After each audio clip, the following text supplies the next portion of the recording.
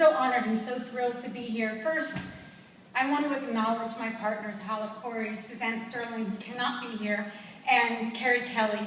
I couldn't imagine working with more magnificent women, and I am so grateful. I share this award with you. It is your commitment to purpose that has driven this vision, but more importantly, it is your friendship that has sustained it. I love you. I want to thank our staff and to everyone who has supported Off the Mat over the years with your guidance, with your feedback, and for many of you with your funding. Your input has been invaluable to our growth and our success. Thank you, Marianne Manilov, for your friendship, for your mentorship, and for teaching us about movement building. You changed all of our lives. Thank you, Marianne Williamson, for your inspiration, your prayers, your support, and for modeling to me what true leadership and courage look like. And to my Al, for everything. I want to thank you, Matt. We've been friends for a very, very long time, and it makes this honor even that much more significant to have spent time watching Global Green grow. I've been inspired by your efforts, by your passion, by your brilliance, and most important, with the ease in which you do what you do. And I'm thrilled, after all these years, to be able to stand here and receive this award from you.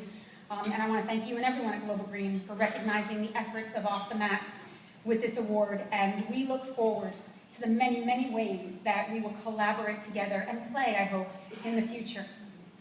Matt and I were on the phone, and we were talking a lot about what this evening was about, and he kept mentioning the word connecting the dots, and it really inspired me, and it reminded me of an interesting story that reinformed the way that I thought about leadership and about service.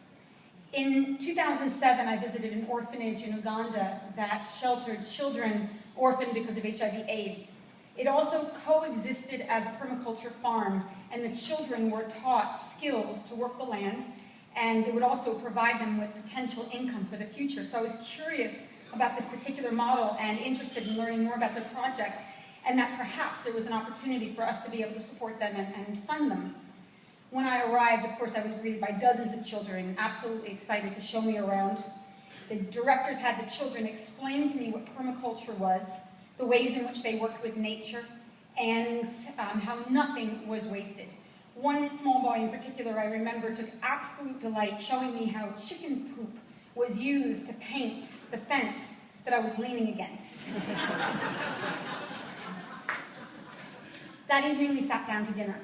The director asked us to hold hands and offered a prayer of gratitude for the food that we were about to eat. As we began to eat, he asked some very specific questions to the children. What did you do today that made you proud and happy, he asked. The children spoke freely about their feelings. They shared what they were proud of, their accomplishments, the things that excited them, that was joyful. Then he asked, what did you do today that you were not so proud of, or that made you angry, or afraid, or sad? Just as openly, these children acknowledged the challenges they faced, some of the fears, shame, guilt, and grief that arose. The children listened, were empathetic, and encouraged each other when one was particularly vulnerable. Finally, he asked, what commitment will you make tomorrow? One by one, with absolute clarity, each one said one word: love. They would commit to love. After dinner, the director and I went for a walk, and he explained to me that permaculture depends on our harmonious relationship not only with nature, but with people. If those who tend the animals, dig the ditches, sow the seeds, are out of balance with themselves, each other, spirit, or nature, then it wasn't permaculture, it was organic gardening, which has enormous value, but it wasn't fully interdependent, and therefore it wasn't sustainable. True sustainability, he said, is dependent on relationships, and if one aspect is disordered, then the whole system is compromised as a result. Excuse me. He told me that the children understand that who they are and the way that they show up impacts the growth, the health, and the happiness of others and nature. That is why he challenges the children to explore their feelings, to communicate their truths, to take ownership of their experience, and to celebrate their participation in this world. They needed to learn to love themselves, he said, all parts of themselves. Otherwise, they could not truly love this world. This, he told me, was the true key to sustainability and ultimately peace. We walked in silence for a bit, and then quietly he said to me, "I'm curious, Seane, what is your commitment in being here and doing this work?" "To serve," I said. "To be a part of creating change. I want to help. We'll do whatever you need."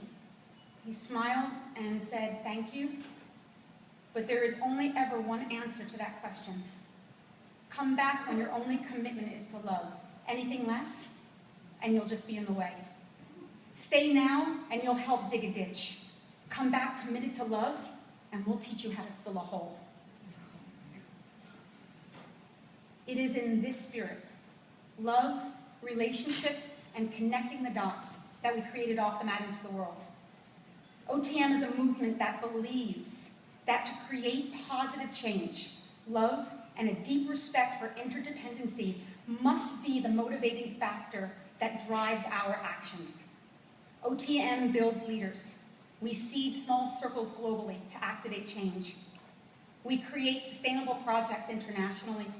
We mobilize grassroots efforts, and we build movements in a holistic and sustainable way.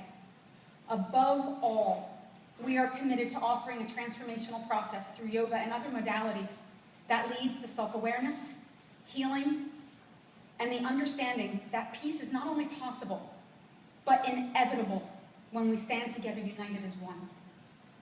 So we can dig a ditch or we can fill a hole. I say let's do both and work together to seed our collective intentions and grow the possibility for peace, freedom, abundance, and sustainability for this planet and all beings everywhere. May these roots be deep and bind each and every soul through love.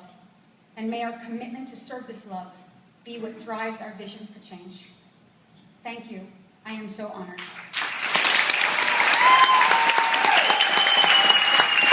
Ladies and gentlemen, please welcome the chair.